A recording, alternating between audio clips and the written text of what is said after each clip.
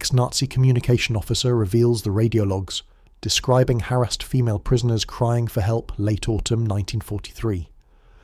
A cold wind moved across the Schleswig-Holstein coast as the night shift settled inside a cramped German communications bunker. The air tasted of dust, metal, and the lingering heat of aging radio valves. Red lamps glowed faintly above rows of operators, their faces half-lit, half-shadowed, each man listening into the endless static of a war widening beyond control. Among them sat a junior funker, 22 years old, glasses smudged, fingers trembling from fatigue. His headphones hummed with the usual coded traffic, unit status reports, supply delays, scattered emergency signals from retreating fronts. Then, without warning, a different sound bled into the channel. Faint, uneven, human. A woman's voice, not in code, not in any military format. A raw, panicked cry carried across a frequency never meant for civilians. He froze, adjusting the dial with a practiced precision, yet the voice only grew clearer. Another followed, then another. Fragments of German, Polish, and something he could not identify. All of them pleading, all of them terrified. He realized, with a sinking breath, that these were not battlefield transmissions. They were prisoners, women, broadcasting from somewhere they were never supposed to be heard. And the moment he recognized that truth, nothing in the bunker sounded the same again. To understand the meaning of those voices carried across a German military frequency, we must first understand the world in which that young radio operator lived. By late 1943, Nazi Germany's communication network was a sprawling, rigid system, designed to project control across collapsing fronts, yet increasingly overwhelmed by chaos. Every field division, artillery regiment, Luftwaffe squadron, supply convoy, and prisoner transport relied on layers of radio traffic, moving through a hierarchy of transmitters. The Wehrmacht depended on discipline and precision. Signals were the bloodstream of the army. Without them, entire units became blind. In theory, nothing reached the airwaves unless cleared. In practice, the air was congested with overlapping reports, emergency calls, misrouted frequencies, and panicked transmissions from retreating soldiers. German radio rooms were kept cold to protect equipment. Operators worked in rotating shifts, often 12 hours at a time, leaning over steel tables filled with headphones, hand keys, frequency charts, and logs. Each operator was trained to distinguish Morse patterns, tonal signatures, and unit-specific rhythms. They knew the difference between a Luftwaffe unit report and a distressed infantry platoon. They could interpret fading signals bouncing off distant clouds or the sharp crackle of Soviet jamming. But nothing in their training prepared them for civilian voices, especially female ones. The German military command maintained strict separation between Wehrmacht communication channels and SS signals. Concentration camp networks, forced labour transports, and penal convoys fell under an entirely different chain of command. The SS used its own equipment, its own frequencies, and most importantly, its own secrecy protocols. Regular army signallers were not supposed to know details of camp operations, much less overhear them. Yet by 1943, that separation was eroding. Retreats on the Eastern Front pushed prisoner columns westward. Emergency evacuations began from camps threatened by advancing Soviet forces. SS guards commandeered trucks, trains, and even makeshift radio units to coordinate forced marches. Under pressure, they used improper equipment, incorrect frequency bands, and, most critically, untrained personnel to send field updates. The likelihood of accidental crossover into Wehrmacht channels rose sharply. This was the environment in which the young radio operator worked, a system strained to breaking where discipline buckled under the weight of desperation. Inside bunkers like his, operators often heard fragments of confusion, units calling for ammunition that would never arrive, medics reporting shortages, commanders requesting reinforcements from divisions that no longer existed. As the Eastern Front bled into catastrophe, panic seeped into the airwaves, and through this turbulence certain anomalies became more frequent. Unregistered call signs, voices without proper identification, signals that sounded like they originated from moving vehicles, emergency tones issued on frequencies meant for encrypted command traffic. German radio manuals warned operators about civilian interference. In practice, most of these irregular signals were dismissed or marked as non-military disturbance. But some operators began noticing patterns, especially those working night shifts, when atmospheric conditions carried broadcasts farther than expected. Reports from 1943 and early 1944 describe Wehrmacht communication centres occasionally picking up strange, distress transmissions that did not match any known military codes.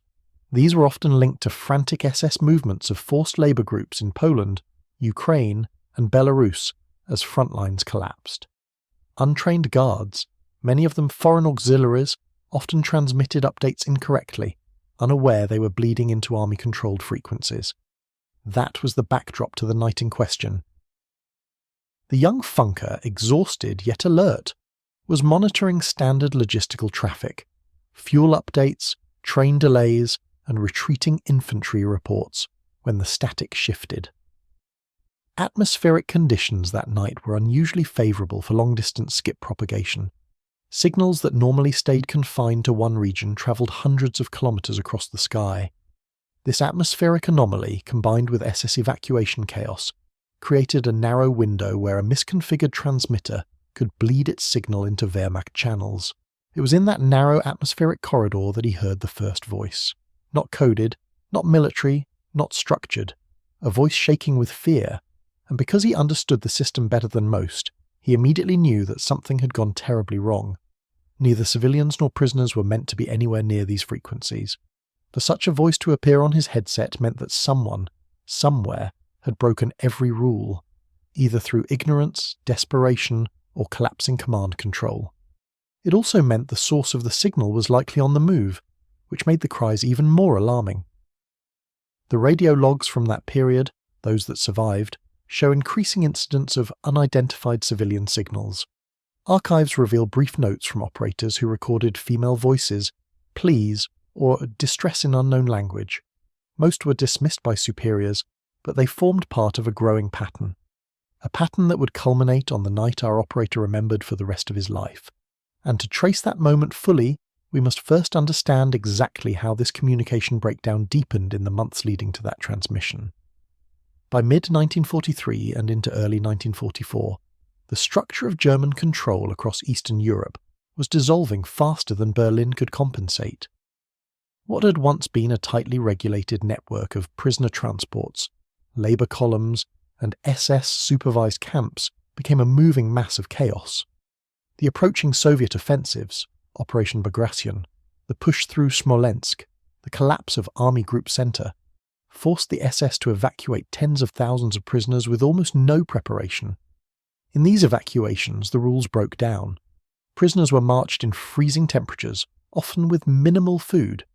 Some were crammed into railcars already damaged by air attacks. Columns stretched for kilometres along roads choked with retreating German units. SS guards, pressured by speed and confusion, commandeered abandoned Wehrmacht trucks or radios without understanding their operating procedures.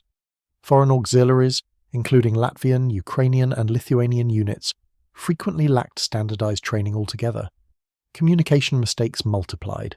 The SS had its own radio bands, separate from the Wehrmacht, but in practice the distinction blurred as units retreated into mixed territory.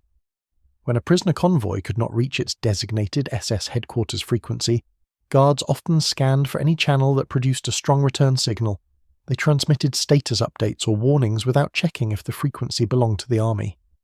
This led to what historians later called signal spillover, civilian or SS messages unintentionally entering Wehrmacht operational space. It was in this environment of desperation that civilian voices, including those of female prisoners, began slipping into unintended airwaves. Some of these transmissions came not from prisoners themselves, but from panicked SS guards reporting uprising attempts, escapes, or medical emergencies. Their radios were crude, field-modified, or poorly tuned. The sound quality was irregular. Instead of crisp, coded bursts, the transmissions were often erratic, filled with background noise, crying, shouts, or chaotic movement. Wehrmacht operators noticed these anomalies. Reports in German archives describe incidents where radio rooms logged disturbing non-military voices. Most supervisors dismissed them as interference, Soviet deception, or atmospheric distortion. Yet the pattern was undeniable. The closer the Soviet advance, the more frequent the irregular transmissions. This trend was most pronounced in regions around Lublin, Minsk, and the Polish rail networks. As the Red Army advanced rapidly, the SS attempted to clear certain camps, pushing thousands onto transport routes. Radio coordination, if it could be called that, became frantic. Guards fired up radios in trucks or train cars, attempting to inform nearby SS command of delays, malfunctions, or blocked roads. All it took was one miscalibrated dial for their signals to land in a Wehrmacht communications bunker hundreds of kilometers away.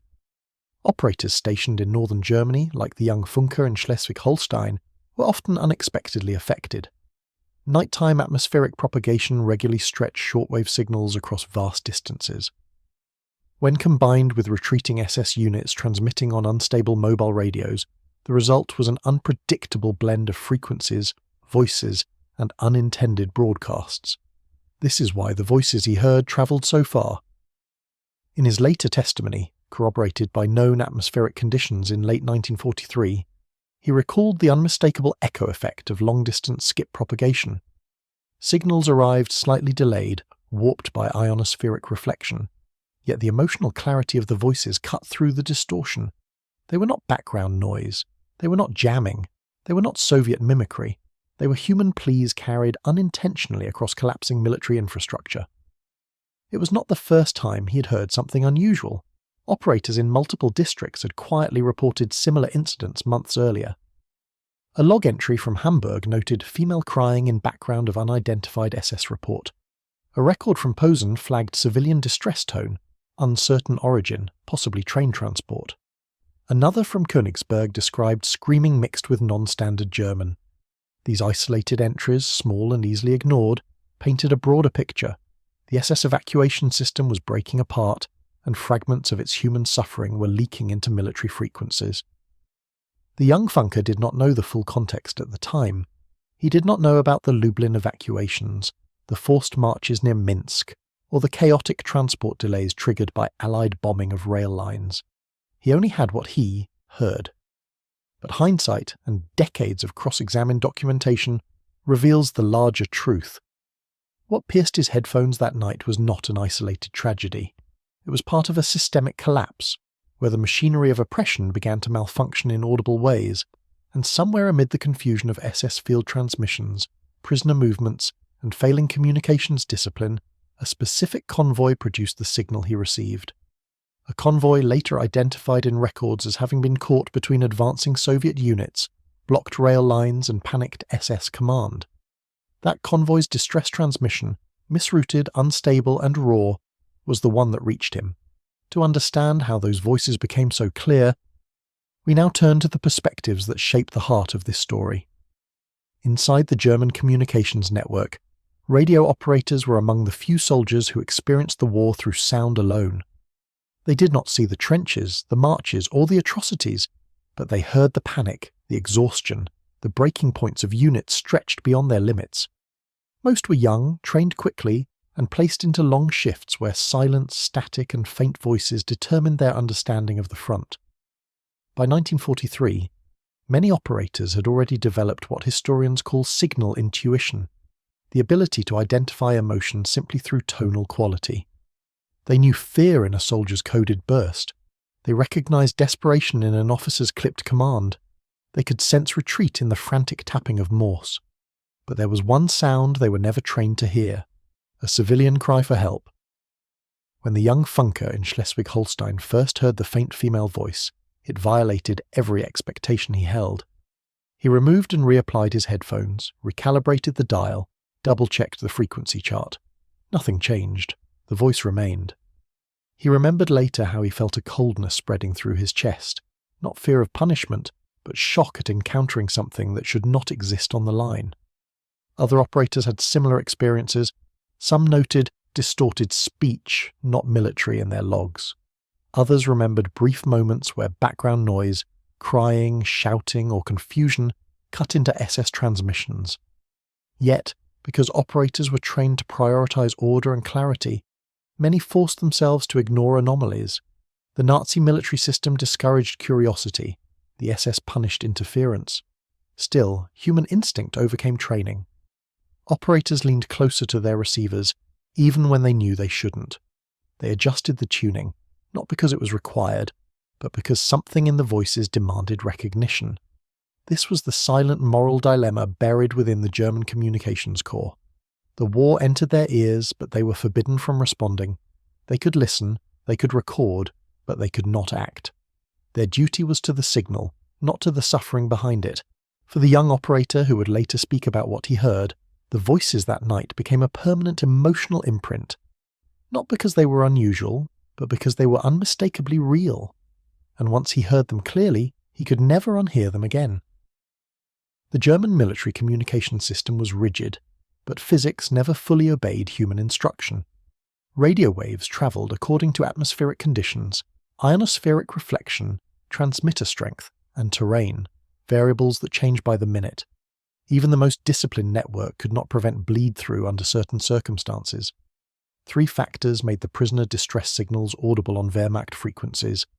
Most SS guards overseeing prisoner transports were not trained signallers. Under pressure, many grabbed captured Soviet radios, damaged Wehrmacht sets, or field-modified transmitters. They transmitted using incorrect band settings, unstable frequencies, or makeshift antennas.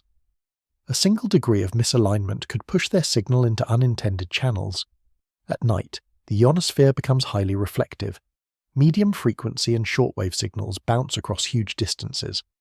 A low-power transmitter in Poland or Belarus could easily reach northern Germany. The operator's bunker in Schleswig-Holstein was perfectly positioned along one of these skip paths. Prisoner convoys often moved quickly. Trucks, trains, even horse carts. Mobile radios generated unstable waveforms, making their signals unpredictable. When combined with stress, shouting, or background chaos, the distortion became severe, yet emotionally clear. This explains why voices sounded faint, then suddenly sharp, then faded again. It was not a deliberate broadcast. It was a technical accident, caused by movement, weather, and desperation. German manuals at the time warned of civilian interference and unintended skip propagation, suggesting operators file such anomalies as irrelevant noise. But these technical manuals did not account for SS transmissions created under panic conditions, nor for the atmospheric irregularities created by severe winter weather. The result was a perfect storm, not of machinery, but of physics and collapse. And through this storm, the most vulnerable voices in occupied Europe briefly became audible to men who were never supposed to hear them. The Wehrmacht and SS maintained separate command structures, communication networks, and operational philosophies. The Wehrmacht prized discipline, procedure, and technical accuracy. The SS operated on ideological zeal, coercion, and secrecy. Where these two institutions overlapped, conflict followed. By late 1943, Wehrmacht officers complained that SS transport units ignored communication regulations, ruined transmission discipline, and caused interference. Some reports from Army Group Center specifically criticized SS evacuation convoys for untrained radio usage resulting in operational disturbance. Yet the Wehrmacht had no authority to correct or discipline SS personnel. This led to a widening gap between military order and SS brutality, one increasingly visible through radio logs. Wehrmacht operators, many conscripted and far removed from ideological commitment, found themselves hearing fragments of SS chaos but powerless to intervene. The leadership crisis intensified during large-scale prisoner evacuations. SS units, overwhelmed and retreating, broke protocol constantly.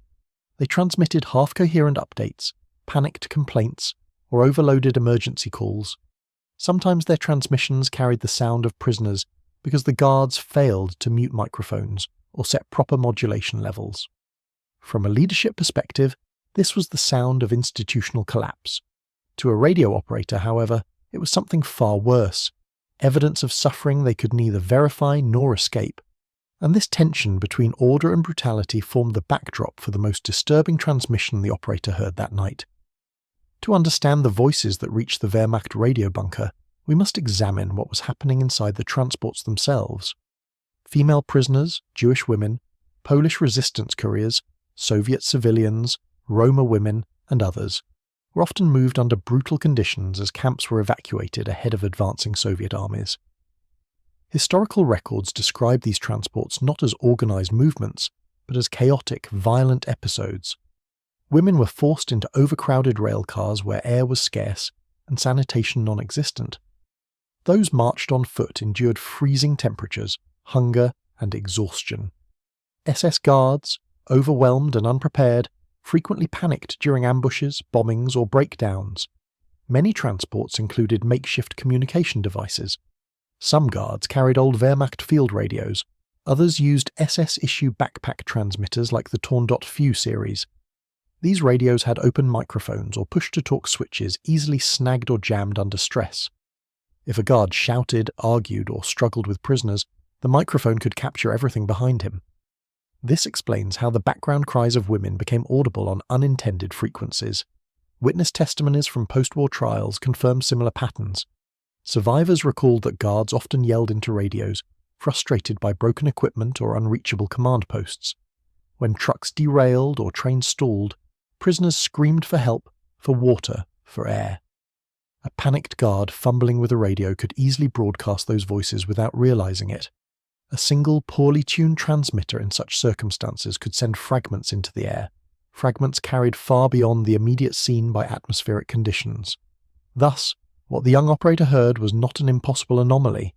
It was a product of the systematic brutality and breakdown of transport logistics during a collapsing front. The voices were real, not because they were meant to be heard, but because the suffering inside those convoys had overflowed into the very structure meant to conceal it. The Wehrmacht was not the only force monitoring German frequencies. British, American, and Soviet intercept units, particularly the British Y Service and Polish intelligence networks, spent the war listening for German communications irregularities. Declassified Allied documents reveal surprising details. In 1943-1944, multiple Allied monitoring stations logged unusual German transmissions containing background noise that did not match battlefield activity. These included unidentified civilians screaming behind SS reports, fragmented German phrases in distressed female voices, chaotic interference believed to be from transport emergencies, irregular, panicked tones inconsistent with standard SS protocol. Most of these intercepts survived as notes, because they did not contain usable codes or intelligence value. But they confirm a broader phenomenon. German suffering, including that of prisoners, was sometimes audible even across borders. One British intercept officer later recalled hearing what sounded like human distress behind a garbled mobile transmission near the Polish front. Soviet intercept teams described panic shouting, accompanying certain SS messages during winter evacuations. These Allied observations support what the young German operator later described. They also reveal something important. The German system was collapsing loudly enough for enemies to hear it. The breakdown was not only tactical or logistical, it was audible in the very frequencies that once symbolized German precision. This broader pattern reinforces the historical plausibility of the radio logs in which our central operator heard the cries of women. He was not an isolated witness. He was part of a wider, unspoken truth. As the Nazi system unraveled, it could no longer contain the consequences of its own brutality. Within the German military communication corps, the greatest weight was not technical, it was moral. Operators were required to remain silent, obedient, and detached from what they heard. Their duty was to the message, not the meaning. But human instinct does not obey military doctrine. Once an operator heard a voice that did not belong on the line, frightened, pleading, undeniably civilian, he entered a psychological territory for which no training manual could prepare him. He sat alone with the knowledge that somewhere people were suffering, and he could do nothing. Worse, he was forbidden to acknowledge it. Testimonies from various operators after the war reveal a common theme. They carried certain transmissions with them for life. These included dying soldiers begging for reinforcements that never came, officers screaming as positions collapsed, chaotic cries during air raids, and occasionally, the voices of civilians swept into the machinery of war. The young Funker who later described the cries of female prisoners embodied this moral tension. He followed orders, logged standard traffic, and maintained frequency discipline. But the human element, what he heard, remained imprinted. For him and others, the burden was not that they participated in the suffering, but that they were forced to witness it without agency. This moral fracture within the communications corps foreshadowed the larger collapse of the Nazi war machine. When a system demands silence in the face of suffering, it inevitably breaks from within. The operator's conscience, awakened by those voices, would soon collide with the most intense and defining moment of his experience, a moment that occurred only hours after the first transmission, and that night would mark the beginning of the story's turning point. The young radio operator would later remember the night as one of the longest in his service, not because of the hours he spent listening to the standard rhythms of war, but because of the moment when the line broke open a second time, and with it, any illusion that the earlier voices had been a mistake. It happened just after Rutu. The bunker was quieter than usual. A few operators dozed upright, heads tilted beneath dim red lamps. Others wrote slow entries in their logbooks, marking the familiar codes of retreating infantry divisions and supply shortages. The young Funker continued scanning the frequencies assigned to his post, waiting for the next predictable update. Then the signal hit. It arrived not as a faint whisper, but as a sharp, unstable burst, an overmodulated transmission that cracked through the static with a harsh metallic edge. He instinctively straightened, adjusting the tuning dial with steady fingers. At first, he thought it was a damaged Wehrmacht set. The distortion was heavy, carrying the telltale noise of a mobile transmitter in motion, likely mounted on a truck or railcar. But then he heard it. A man's voice, shouting. Not in the controlled tone of a soldier issuing orders, but in the frantic, erratic cadence of someone overwhelmed by crisis. The language was German, but not the clipped, disciplined German of Wehrmacht communication. This was harsher, less precise, possibly an SS auxiliary or foreign guard attempting to communicate. The man was yelling for immediate clearance. His words came in broken fragments, drowned at times by background noise that made the young operator freeze in place. That background noise was screaming. Women, multiple, their voices muffled but undeniable. He turned the gain slightly, careful not to distort the signal further. The background grew clearer for a brief, horrifying second. It sounded like a confined space, echoes, banging, shouting layered on top of each other. The panic in their voices was unmistakable. The guard on the radio shouted again, louder this time, his voice cracking as he referred to the column and attack. His accent suggested Eastern origins, common among SS auxiliary units assigned to prisoner transports. His words were chaotic, but several details became clear. They were moving. Something had gone wrong on the route. The guards had lost control, then the signal surged again, another burst of overmodulation followed by a sharp crackle. It seemed the guard was jostled or the transmitter struck against something. The microphone picked up a brief collision of sounds, boots scraping, wood or metal rattling, and again the screams of women who sounded like they were trapped inside an enclosed vehicle or rail car. The operator's breathing tightened. This was no longer an atmospheric anomaly. This was a live, unfolding emergency. He looked instinctively toward his supervisor's desk. It was empty. The officer had stepped out moments earlier to check a neighbouring station. Other operators were too exhausted or distracted to react. He was alone with the sound. The transmission continued. The guard shouted for permission to fire, a phrase that chilled the operator instantly. That request belonged to SS command structures, not the Wehrmacht. It confirmed his suspicion. He was listening to an SS transport unit that had wandered onto the wrong band. More background noise flooded through, now clearer, as if the microphone had been grabbed or swung around. He could hear the panic of multiple guards, the thumping of bodies against wooden boards, and the unmistakable sound of a woman pleading in German, "Bitte, was, bitte." But the words were cut off by another surge. The operator's hand hovered over the logbook. He hesitated. He knew writing down non-military interference could draw questions. SS involvement made it even more dangerous. Yet what he heard demanded acknowledgement. Before he could decide, the transmission changed again. A sudden roar, possibly gunfire, brief, scattered, echoing. Not the controlled cadence of a firing squad, but the chaotic snap of rifles discharged in panic.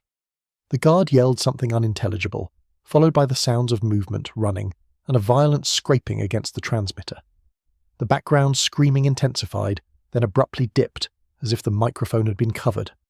And then, for a fleeting moment, the signal stabilized. A single female voice emerged, faint, breathless, but distinct. Not screaming this time, speaking, a rushed sentence in Polish. The operator recognized the cadence, but not the full meaning. He leaned forward, heart racing, trying to catch every syllable. Then, a violent burst of static, a frequency shift. The signal snapped out as quickly as it had arrived. Silence.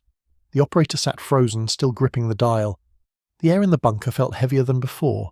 The red lamps flickered as the other operators continued their mundane routines, unaware of what had just passed, through the room. He stared at his logbook, unable to move his pencil. What he had heard was undeniable, and every instinct told him it was not over, because no signal disappears that abruptly without reason. What happened next?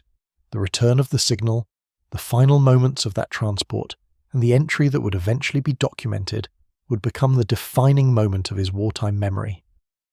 And that moment was only minutes away. The silence that followed was unnerving. Not the quiet of an empty frequency, but the hollow, unnatural pause that comes after a transmission cut mid-crisis. Radio operators learned to recognize this kind of silence. It meant something catastrophic had happened at the source. Equipment damaged, power lost, antenna severed. Or, in the worst cases, a transmitter dropped during violence. The young funker kept the headphones pressed tightly against his ears, refusing to move on to the next assigned frequency. He knew he should. Procedure demanded a return to routine, but instinct, sharpened by countless hours at the console, told him the signal wasn't gone. It was repositioning. At 02:11, it returned. Not as a single burst, but as a weak, wavering hum, like a heartbeat fading in and out. He adjusted the fine-tuning dial micrometer by micrometer. The signal strengthened just enough for him to recognize the first pattern, a series of short, clipped transmissions made by someone desperately trying to re-establish contact. The voice that came through next was not the same guard as before. This voice was older, calmer, but breathing heavily. The tonal quality suggested a higher-ranking SS overseer, likely the convoy leader trying to regain control after the chaos. His words were clearer. Attack. Damage. Cannot secure the prisoners. Behind him, the operator heard movement. Boots crunching on gravel or snow, metal rattling, voices overlapping in panic. Then came something he had not heard before. The distant but unmistakable thump of artillery. It was not German. The convoy had come dangerously close to a combat zone. During winter retreats of 1943-44, this was a common occurrence. Prisoner transports rushed and misrouted, often crossed paths with firefights, partisan ambushes, or advancing Soviet spearheads. SS units frequently reported unexpected enemy proximity during evacuations. Some convoys were caught in crossfire. Others encountered sabotage on rail lines. What the operator was hearing now matched several known historical incidents. A transport inching through contested territory, hit unexpectedly by artillery or partisan fire, triggering panic among guards and prisoners alike. The overseer shouted again, this time urgently, "Wir verlieren die Kontrolle." "We are losing control." His voice cracked on the word controller. That alone told the operator everything. SS units never used that phrasing in routine transmission. They did not admit loss of control, unless the situation had deteriorated beyond recovery. Then, abruptly, the microphone captured a violent collision. Wood breaking, metal scraping, a body hitting the ground. The transmitter squealed with distortion. Someone grunted in pain. And once more came the background voices, women crying, some screaming, some pleading, some silent except for panicked breaths. The chaos sounded closer now, as if the microphone had been knocked free or left hanging. The operator clenched his jaw. The transmission cut for a moment, then surged back at a slightly different frequency. Evidence that the transmitter was still powered but moving. He tracked the shift precisely, keeping the signal alive through sheer technical focus. Then came the final moment that etched itself into his memory. The microphone picked up a single, piercing sound. A scream, short and raw, followed by a stampede of noise. Boots running, guards shouting, something heavy collapsing. The overseer shouted an order the operator could not decipher. The panic on the line reached its peak, and then, after a final burst of static, the signal settled into a chilling clarity. A woman's voice spoke German. Broken, hoarse, terrified. Bitte, jemand, hört uns. Please, someone, hear us. Her voice was not directed at the guards. It was not part of a struggle. It carried the quiet desperation of someone who believed, perhaps for the first time, that her voice had reached outside the walls of her suffering. The operator froze. For a brief moment, the war shrank to a single voice, carried across hundreds of kilometers of darkness, a moment where the human reality of the conflict cut through every barrier built to conceal it. But before he could attempt to stabilize the signal, the line erupted in a deafening crack, a frequency spike, a power surge. Then, nothing. The room fell silent except for the hum of the equipment. He knew immediately that the transmitter was gone. Whether destroyed by impact, gunfire, sabotage, or simply crushed in the panic, he could not know. But the abruptness was absolute. No fading, no distortion, just a dead, empty frequency. Other operators looked over, noticing his sudden stillness. One asked if something was wrong. He shook his head, unable to speak. He stared at the logbook, pencil hovering. Protocol demanded he write nothing. SS-related incidents were strictly outside Wehrmacht reporting guidelines. Documenting them could invite suspicion or disciplinary action. Yet leaving the page empty felt unbearable. After several minutes, he wrote a single coded remark used by operators for unexplained interference. Unerkannte Noten, unidentified distress tone. It was the only safe description he could give, and even that in its simplicity concealed the truth of what he had heard. But his memory did not conceal it. The cries, the panic, the words, "Someone hear us." These remained with him long after the war ended. They became his defining recollection, resurfacing years later when investigators pieced together the wider collapse of prisoner transports during the Eastern Front retreats. What he heard that night did not change the outcome for the convoy, but it preserved, in one man's memory, a moment the Nazi system tried desperately to keep silent.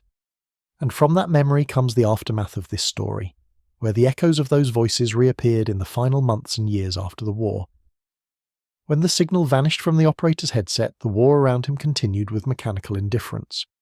Radios buzzed, lamps hummed. Messages moved through wires and receivers with the same emotionless rhythm as every other night. But for the young Funker, something fundamental had shifted. He had crossed an invisible boundary, from technician to witness. In the closing months of 1943 and throughout 1944, the German communications network deteriorated rapidly, not because the equipment failed, but because the structure holding it together began to collapse. Army Group Center suffered catastrophic losses. Supply chains fragmented. Thousands of prisoners were moved westward in hurried, uncoordinated evacuations. And with every retreat, the SS relied more heavily on improvised methods of communication, methods that bled unpredictably into Wehrmacht channels. The young operator continued his service, but the night of the convoy transmission marked a permanent change in his perception of the war. Every irregular burst of static, every misrouted signal, every faint background noise made him tense. He began noticing things he had overlooked before, small disturbances in transmissions that hinted at deeper chaos behind the lines. Other operators reported similar experiences. Archived communication logs from several regions recorded short notes, carefully worded, intentionally vague, indicating unidentified distress, civilian interference, or non-military emergency tones. These entries were never investigated. Officers dismissed them without discussion. No one wanted to confront the possibility that the suffering of civilians and prisoners was leaking through the communication system. But historians later noted that such entries increased sharply in 1944, especially during the forced evacuations ahead of Soviet offensives. The German military leadership knew transports were failing. Rail lines were destroyed by Allied bombing. Convoys were ambushed by partisans. SS commanders, under pressure, transmitted frantic updates through whatever equipment they could find. The breakdown was so widespread that even the system designed to hide atrocities could not contain the sounds of its own unravelling. In the months following the convoy incident, the young Funker began hearing rumours among older operators, stories whispered after shifts about voices on the line, strange screaming, or SS chaos spilling onto Wehrmacht bands. Some men shrugged these off as atmospheric illusions. Others claimed they too had heard fragments of something they could not name, but no one reported them officially. Silence was safer. The operator himself avoided speaking about the night's transmission while the war continued. He feared questions. He feared being accused of misinterpreting signals. Most of all, he feared attracting the attention of the SS, whose communication failures had created the incident in the first place. Still, he kept the memory intact. Germany's surrender in May 1945 brought not relief, but revelation. Allied investigators began collecting testimonies from military personnel across all branches. Communication officers were questioned about intercepts, codes, and irregular transmissions. Many offered technical accounts. A few hesitated, recalling moments they had tried to forget. It was during one such interview, conducted by a British signals intelligence team, that the young operator finally spoke about what he had heard. He described the frequencies, the atmospheric conditions, the overmodulated bursts, the accents, the cries. He gave no embellishment. He offered no interpretation. He simply recounted the sequence as it occurred. The investigators compared his description with known transport evacuations and partisan attacks recorded near the same time frame. Remarkably, several events matched. Convoys fleeing advancing Soviet units in late 1943 had indeed been struck by artillery or caught in ambushes. Some transports stalled on rail lines, trapping prisoners in sealed cars for hours. Others experienced chaotic internal breakdowns during winter marches, and multiple SS mobile radios were known to malfunction under stress, especially those carried by untrained guards. The operator's account was not an anomaly. It was a fragment of a larger pattern, one largely invisible until the war ended. His testimony became part of a small but significant collection, documenting irregular distress signals overheard by Wehrmacht radio staff. These records would help cross-reference timelines of prisoner movements, verify claims made by survivors, and expose how deeply the collapse of Nazi infrastructure penetrated its own communication network. Yet for the operator himself, the aftermath was not an academic contribution. It was memory, personal, inescapable, and tied forever to the sound of a single sentence spoken across the static of a collapsing regime. Bitte, jemand, hört uns. A plea he heard but could not answer, and as the post-war investigations deepened, the implications of that transmission would come sharply into focus. When Allied investigators consolidated testimonies after the war, they discovered that the young Funker's account was not isolated. Several radio operators, scattered across Germany, Poland, and occupied territories, had reported similar irregular signals. Faint cries, panicked background noise, rushed SS voices, or unexplained distress tones that appeared briefly and vanished just as suddenly. Most had never dared to document them clearly. Some had buried the memory out of fear. Others simply assumed no one would believe them. But the investigators believed him not because of his emotion, but because his technical description aligned precisely with known failures of SS communication during evacuations. Cross-referencing his report with surviving transport records, British and Polish intelligence units identified several convoys that matched the conditions he described. Movement at night, proximity to frontline fire, auxiliary guards, poor equipment, and sudden breakdowns. The most likely candidates were transports fleeing Soviet advances near Vitebsk, Lublin, and Mogilev. These convoys were known to have suffered catastrophic disruption, derailed railcars, partisan attacks, and panicked SS responses. One particular record from the SS evacuation archives described an incident eerily similar to what the radio operator heard: a transport ambushed, guards firing in confusion, and a temporary loss of communication that resulted in a full breakdown of discipline. Survivors later testified that women trapped inside the sealed cars screamed for help for hours. Some guards attempted to call for reinforcements, but could not reach SS headquarters due to jamming, equipment failure, or misrouted signals. It was entirely plausible, even likely, that one of those transmissions had slipped into the Wehrmacht network, carried westward by atmospheric conditions until it reached the bunker in Schleswig-Holstein. His testimony became a small yet critical piece in reconstructing the chronology of these events. But beyond the technical validation, investigators were drawn to something else: the emotional accuracy. The operator described not only the words he heard, but the texture of the voices, the ragged breathing, the layered chaos, the unmistakable sound of women pleading for mercy. These details matched survivor accounts so closely that examiners noted exceptionally high consistency. For the first time, what prisoners experienced inside sealed transports, normally hidden from the outside world, had inadvertently been witnessed in real time by someone far removed from the scene. Yet this revelation came with a haunting implication. If one operator could hear it, how many others had and remained silent? Post-war tribunal records hint at the scale of this unanswered question. In testimonies, some communication officers admitted hearing unexplained cries during the retreats. Others said they had dismissed such sounds as interference. A few quietly acknowledged they suspected the truth, but felt powerless, or too terrified to say so. The young Funker's experience represented the thin edge of a much larger historical reality. The machinery of the Nazi state was so overstressed, so corrupted, so chaotic during its collapse that it inadvertently exposed fragments of its crimes through the very systems built to enforce control. As tribunals progressed, the operator's testimony was preserved in Signal's intelligence notes, though never publicized widely. He returned to civilian life carrying the weight of what he had heard. He married, worked, lived quietly. But whenever asked about the war, he avoided descriptions of battles or strategy. The only story he ever recounted, hesitantly, and only when pressed, was the night he heard the voices of women who never knew anyone beyond their captors was listening. Historians studying the collapse of German communications now consider his account a vital example of how technical failure intersected with human suffering. It illustrates how the panic of retreating SS units created moments where the veil of secrecy tore open for a few seconds, long enough for someone far away to glimpse the truth. But perhaps the deepest impact of that transmission came decades later, when survivor groups and researchers began compiling archival material related to prisoner evacuations. A Polish research team, examining both local testimonies and foreign intelligence archives, identified a likely match for the operator's incident. A transport that vanished from official SS logs after a chaotic encounter near the front. There were survivors, but only a few.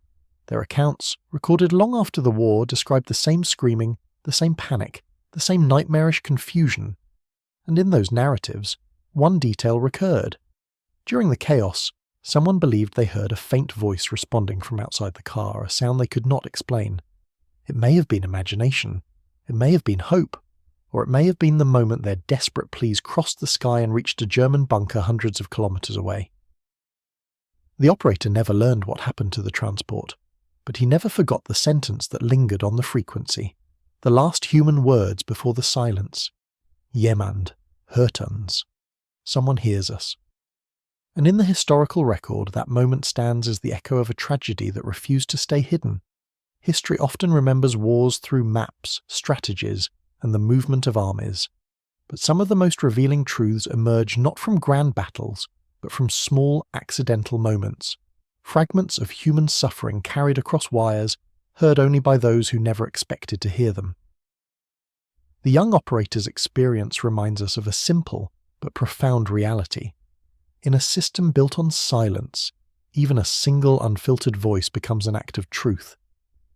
The cries that reached his headphones were not meant to escape the confines of a sealed transport or the brutality of a collapsing regime. They were the byproduct of technical failure, atmospheric chance, and the unravelling of a command system stretched beyond its limits. Yet the impact of those voices endured precisely because they slipped through the cracks of control. They forced one man, trained to obey, conditioned to ignore, to confront what lay beneath the surface of the war he served. They exposed the human cost of policies enacted far beyond his bunker walls, and they revealed how, even within a machinery designed to dehumanize, the humanity of the victims could still be heard. When historians study the collapse of Nazi Germany, they examine strategies, production shortages, and battlefield defeats. But the voices that crossed the radio that night offer a different lesson. Before a system collapses physically, it collapses morally. Before it fails in combat, it fails in conscience. Those prisoners did not know their desperate words travelled across half a continent. They did not know a young man, anonymous to them, powerless to intervene, heard them in the stillness of a distant bunker. But their voices survived through him, carried into testimony, preserved in records, confirmed through survivor accounts, and remembered as part of the broader truth of what the retreat exposed. The war ended. Nations rebuilt. Archives opened. Time moved on. but the essential lesson remains.